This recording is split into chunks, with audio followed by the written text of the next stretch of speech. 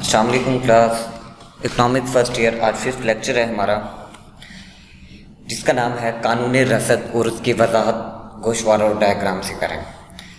تو اس سوال کو شروع کرنے سے پہلے میں رسد کا مفہوم بیان کرتا چلوں۔ لفظ رسد سے مراد ہے سپلائی کرنا، کسی شے کو مارکیٹ تک بھیجنا۔ جیسے کہ ڈیفینیشن دی ہوئی ہے کہ رسد کا مفہوم کسی شے کی وہ مقدار ہے جو ایک خاص قیمت پر ایک خاص وقت میں منڈی میں فروخت کے لیے پیش کی جاتی ہے۔ یعنی کہ رسد سے مراد ہر وہ چیز لے جاتی ہے جو کہ کسی شے کی کوئی بھی ایک مقدار ہے، 1 کلو، 10 کلو، 5 کلو، اور ایک خاص قیمت پر وہ منڈی میں فروخت کے لیے پیش کی جاتی ہے، منڈی میں فروخت کے لیے بھیجی جاتی ہے، اسے ہم بیسیکلی رسد کہتے ہیں۔ اس کے ساتھ ہی جیسے کہ ہم نے قانون طلب پڑھا تھا، اس کے ساتھ ہے قانون رسد۔ رسد کا بھی ایک قانون ہے جو طلب کی طرح ملتا جلتا ہے۔ قانون رسد کیا ہے کہ دیگر حالات ایک جیسے رہتے ہوئے اگر کسی شے کی قیمت بڑھ جائے تو اس کی رسد بھی بڑھ جاتی ہے، اور اگر قیمت کم ہو جائے تو اس کی رسد بھی کم ہو جاتی ہے، بشرط یہ کہ دیگر حالات ایک جیسے رہیں، دیگر حالات میں کوئی تبدیلی نہ ہے۔ جس طریقے سے ہم نے پہلے قانون طلب میں پڑھا کہ دیگر حالات میں تبدیلی نہ ہو، اسی طریقے سے قانون رسد میں بھی دیگر حالات یعنی کہ صارف کی آمدنی، موسم، فیشن، آبادی، ان چیزوں میں تبدیلی نہ ہوتے ہوئے جب کسی شے کی قیمت میں اضافہ ہوتا ہے تو اس کی رسد میں بھی اضافہ ہوتا ہے، قیمت میں کمی ہوتی ہے، رسد میں بھی کمی ہوتی ہے۔ اب ایسا کیوں ہے کہ قیمت کے بڑھنے سے رسد میں بھی اضافہ ہوتا ہے اور قیمت میں کم ہونے سے رسد میں بھی کمی واقع آتی ہے؟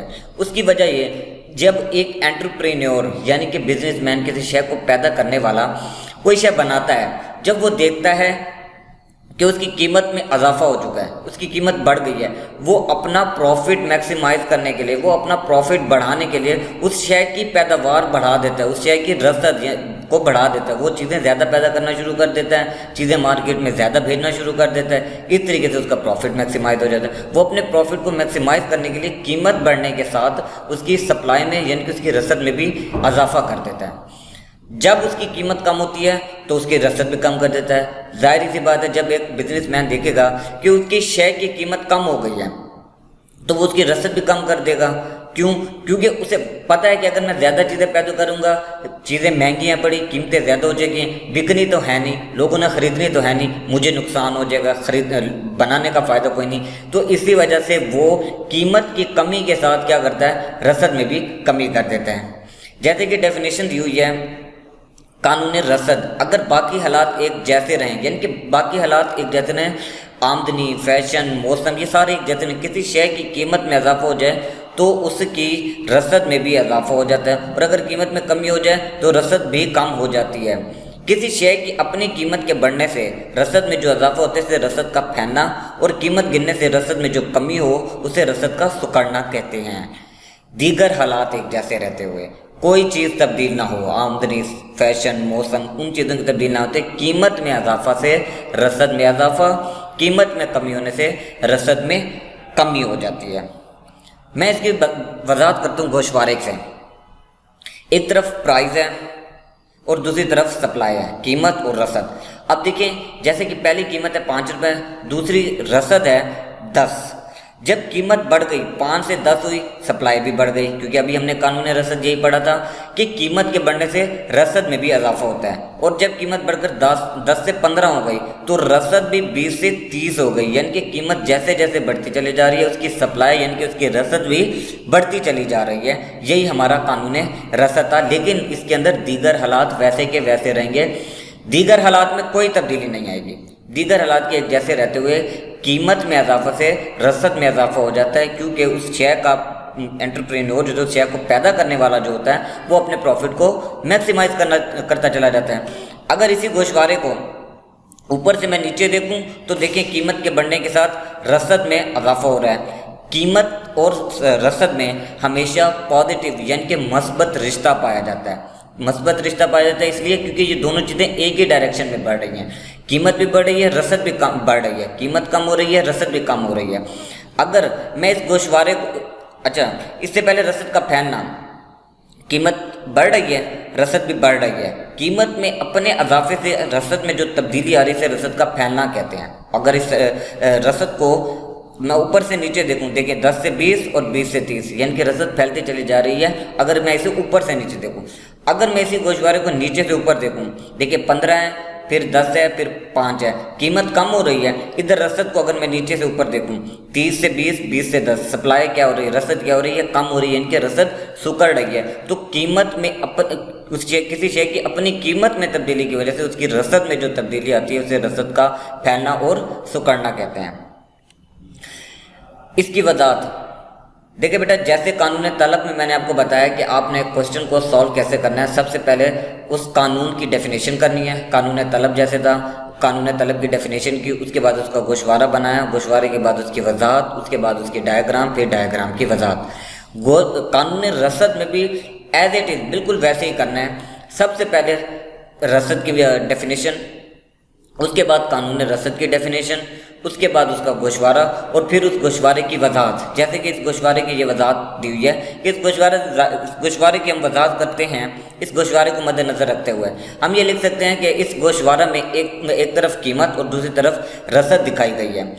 जैसे ही जब कीमत 5 रुपये है तो रसद 10 है, जब कीमत बढ़कर 10 हो गई तो रसद भी बढ़कर 20 हो गई, जब कीमत बढ़कर 15 हो गई तो रसद भी बढ़कर 30 हो गई। लिहाजा ये गोशवारा कानून रसद को बयान करता है। तो जिस तरीके से आपने कानून रसद लिखा, उसी तरीके से आप गोशवारा लिखने के बाद गोशवारे की वजाहत करेंगे। ये गोशवारे की वजाहत हो गई।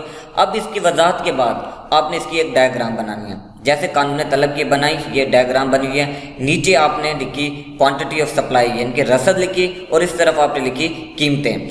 जिस तरीके से हमने कानून तलब में, ये एक्स एक्सिस है, ये वाला पोर्शन, ये एक्स एक्सिस है। कानून तलब में हमने एक्स एक्सिस पर तलब रखी थी, तो रसद के क्वेश्चन में आप एक्स एक्सिस पर सप्लाई रखेंगे, और ये है वाई एक्सिस, तो वाई एक्सिस पर आप कीमत रखेंगे। इनका कंसेप्ट भी वैसे ही है कि कीमत जो है वो इंडिपेंडेंट है और रसद जो है वो डिपेंडेंट है। जब तक कीमत में तब्दीली नहीं आएगी, रसद में कोई तब्दीली नहीं आएगी।